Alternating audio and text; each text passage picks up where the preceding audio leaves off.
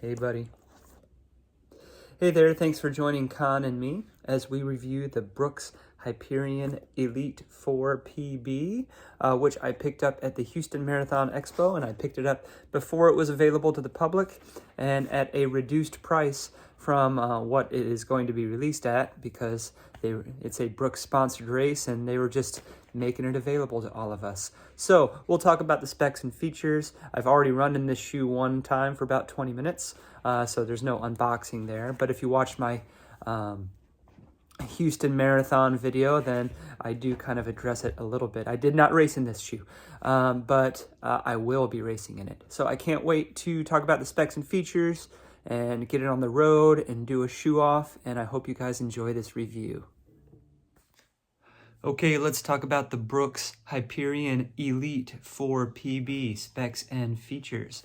So I did not run in the Brooks Hyperion Elite 4.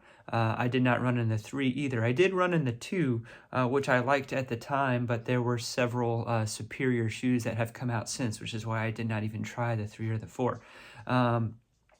But yeah, the big difference is all on this PEBA midsole here, this DNA gold midsole. And we'll start there, even though I don't usually start at the midsole. DNA gold is a supercritical PEBA, which means it is nitrogen infused PEBA, and it's very light in that case. It's lighter than a lot of other PEBA midsoles.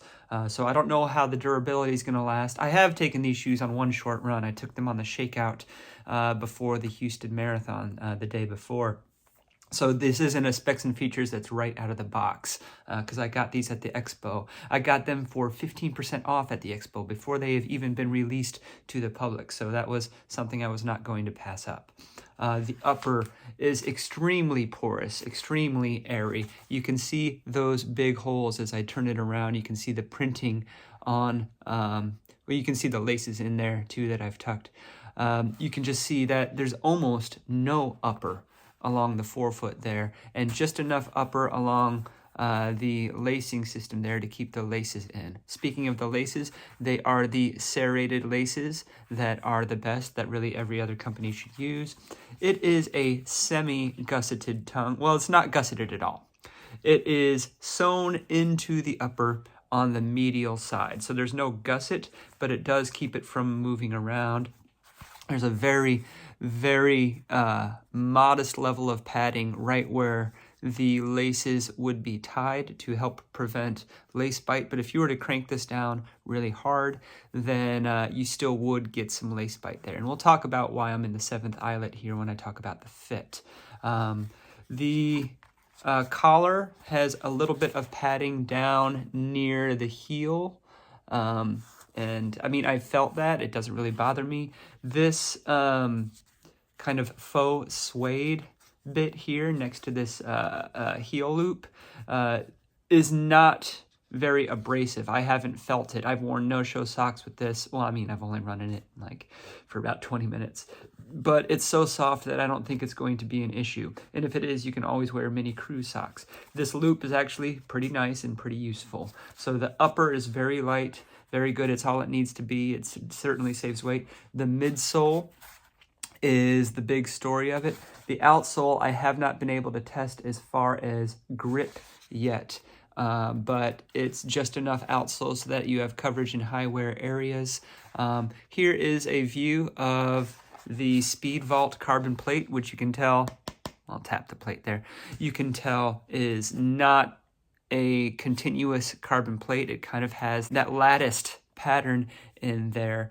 And from what I understand, each plate is engineered with different specifications, different lattices for each shoe size. So it's not just a one profile fits all that they just shrink and grow for the shoe size. I'm not sure of the science, the technology on that, but the stiffness is still appropriate for a carbon plated racer. 40 millimeters in the heel, 32 in the forefoot for a 10 millimeter drop. I have already weighed these, and both the left and right shoe were 201 grams, which is 7.1 ounces. And this is a men's US size 9, so that's a very competitive weight. It's almost the exact weight to the gram as the Adidas Adios Pro 4, and in my size it's actually lighter than the Puma Deviate Nitro Elite 3, which is supposed to be lighter than the other two, but mine is a little bit heavier. It is lighter than the AlphaFly. It is not quite as light as the Vaporfly 3, but again, the Vaporfly 3 I'm probably not going to include in the shoe off because it's a less exciting shoe than some of the other ones. Not as light as the Metaspeed series. Those are really kind of at the top of the game as far as the lightweight, most accessible super shoes. But I don't know, something's telling me that the use case scenario might separate those shoes from one another a little bit. I can't wait to get these on the road. We'll talk about the fit, and then we'll get them on the road. All right, I'm going to talk about the fit of the Brooks Hyperion Elite 4 PB here. I'm going to be whispering into the phone because I'm at a fitness center, and I'm not the only person in here. There's another dude in the back. This is the day after the Houston Marathon. I'm still in Houston. I'm just wearing these to do some mobility work. But yeah, so there is, the length is perfect. It feels good, it feels comfortable, but there is a little movement for me in the heel when it's tied as is. So what I did with my left foot, just to kind of compare the two, I didn't do a full runner's knot, but I did just move to the last eyelet, and that pretty much fixes the problem for me. Now I have a fairly narrow heel, not exactly wide forefoot, but an average to wide forefoot and a narrow heel. My foot just kind of basically looks like an upside down triangle. So that's how it fits me a little bit better. Other than that, the fit is good. And it does have the serrated laces, so I'm able to do that and keep a good lockdown. But other than that, the fit is true. I would go true to size. All right, shoe off time. This is the Brooks Hyperion Elite 4 PB, and I will be testing it against the Adidas Adios Pro 4, the Asics Metaspeed Edge Paris, the On CloudBoom Strike, the Puma Deviate Nitro Elite 3, the Saucony Endorphin Elite, and the Nike AlphaFly 3. Let's get to it. All right, so I've got the Hyperion Elite 4 PB and the Adios Pro 4. And despite their very different constructions, they feel remarkably similar as far as effortless speed. The midfoot and rear foot feel similarly bouncy in both shoes, but the forefoot in the Brooks is a little bit stiffer, but it's also more stable. I think they would both be really good for similar distance races, depending on what mood I'm in. But yeah, similar weights, similar bouncy feel. These are a lot closer to each other than I expected they would be. All right, I've got the Brooks Hyperion Elite 4 PB and the Asics Metaspeed Edge Paris, and these shoes definitely have a very easy to describe difference. The Hyperion Elite 4 PB is bouncier, but the Asics Metaspeed Edge Paris is poppier. So not as much compliance, but a lot more pop off the forefoot. So depending on your preferred race distance and what pace you look to achieve, that would determine which of these you choose. 5K, 10K, Edge Paris all the way. Although the Brooks would still perform there. Anything over 90 minutes or approaching 90 minutes, then I'd be looking more towards the Hyperion Elite PB. All right, I've got the Hyperion Elite 4 PB and the on CloudBoom Strike. Very different sensations here. Well, not exactly, let me explain. I talked about how the rear foot of the Brooks is very soft and bouncy, kind of into the midfoot as well. The entire midsole of the CloudBoom Strike is like that, and you can definitely tell the extra cushion under the forefoot because of the lower drop but higher forefoot stack. That makes the CloudBoom Strike more of a cruiser. If you want to get a good bouncy fast and hold it for a long time, so more of a marathon racer, maybe some half marathons. But if you really wanted to dig and find an extra gear, something to help give that extra push forward, having that slightly firmer snap off the forefoot might be something the Brooks Hyperion Elite 4 PB would be more suited for.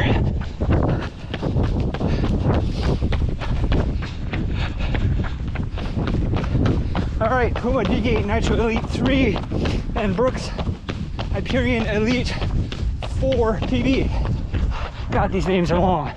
All right, so just like the Brooks and the Adidas were very similar, but for a few subtleties, these two are also very similar. But in this case, the Puma feels a little bit more stable than the Brooks. And I think that mainly has to do with the aliphatic TPU, because the dimensions of these shoes are very similar, but the midsole properties, the supercritical PEBA in the Brooks, the DNA gold, you get that PEBA-esque set into it and bounce back fairly quickly. But the Nitro aliphatic TPU, you don't set into it as much, but it bounces you back even faster.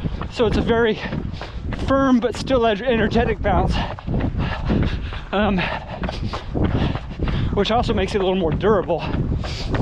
I've been using the Puma for a lot of workouts and a few races, but I think I would use the Brooks for more races than the Puma, but fewer workouts.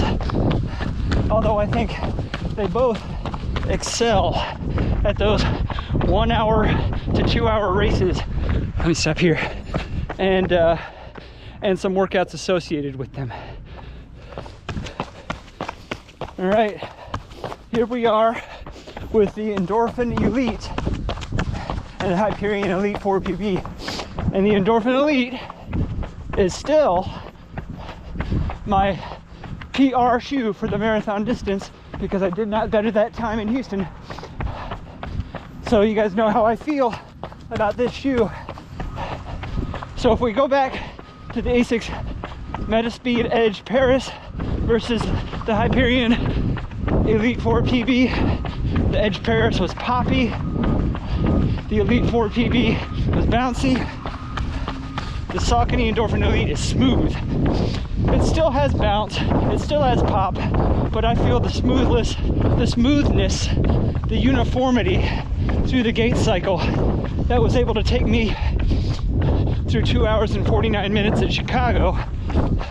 Whereas the Brooks, I definitely feel like a pop and a bounce forward that I might be wanting a little bit more from late in a marathon race, but would be perfectly appropriate for something like a half marathon.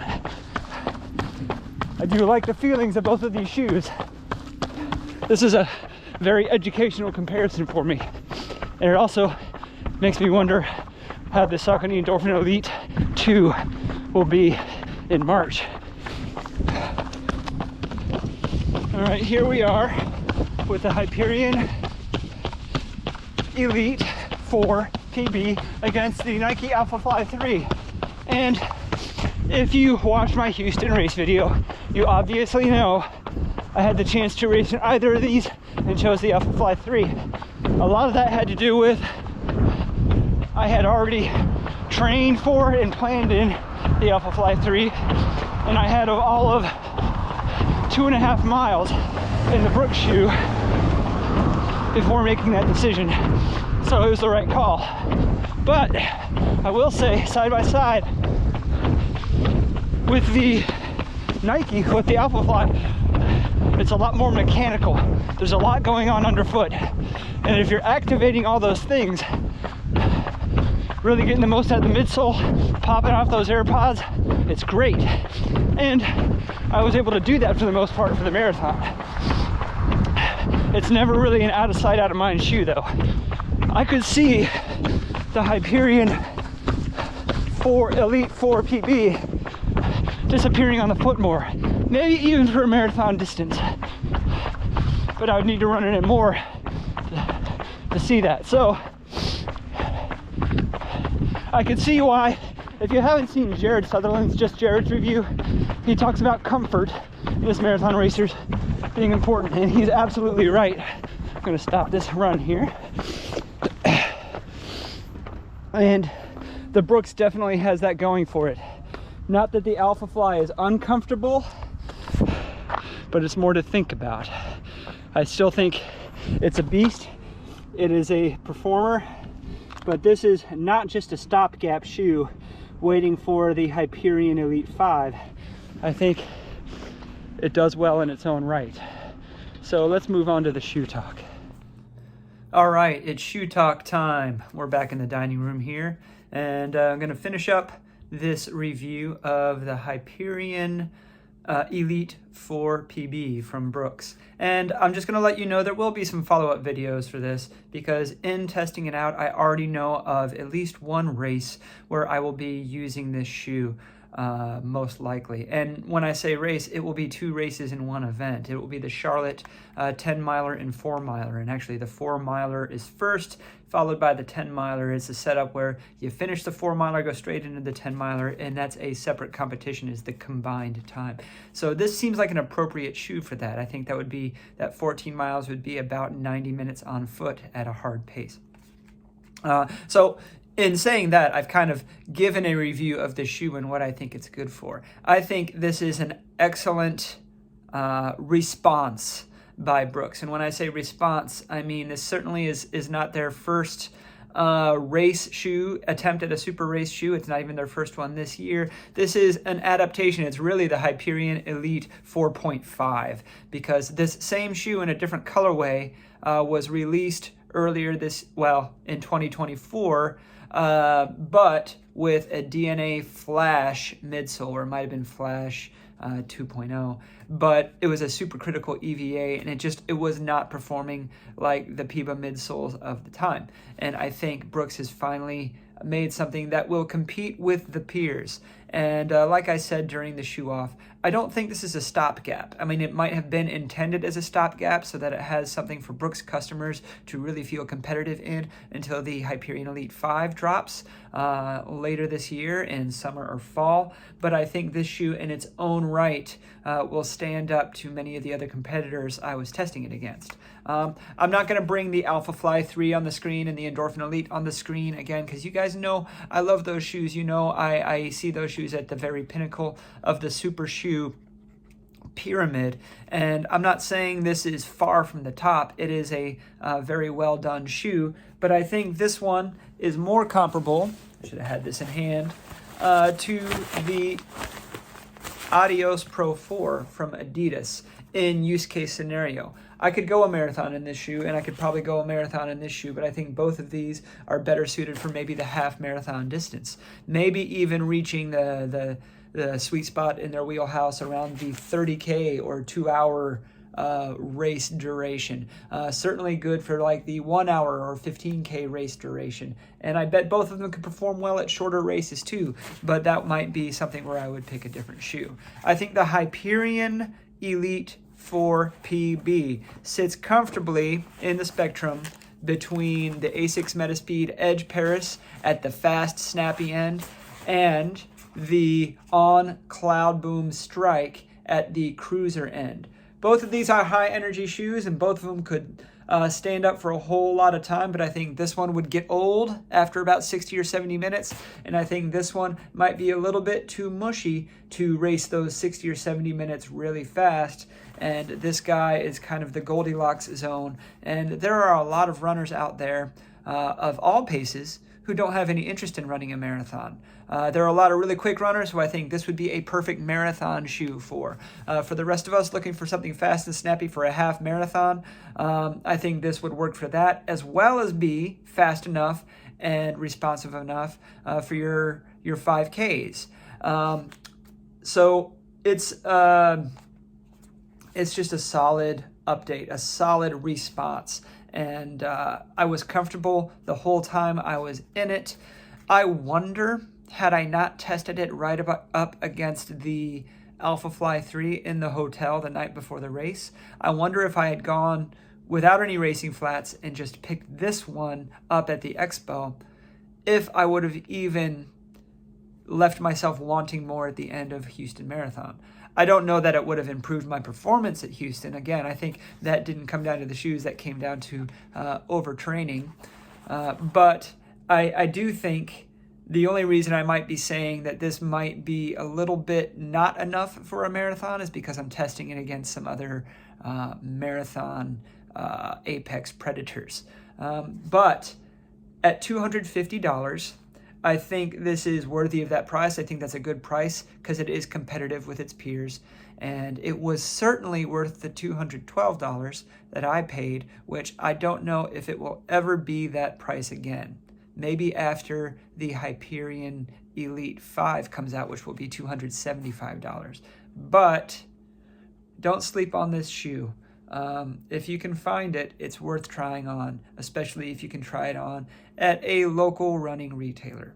So thank you for watching my review and shoe off of the Brooks Hyperion Elite 4 PB. Please like, subscribe, ding the bell for notifications, all the things. Share this video with your friends. See if you can get people to subscribe to my channel. I'm close to 900. I'd love to get 1,000.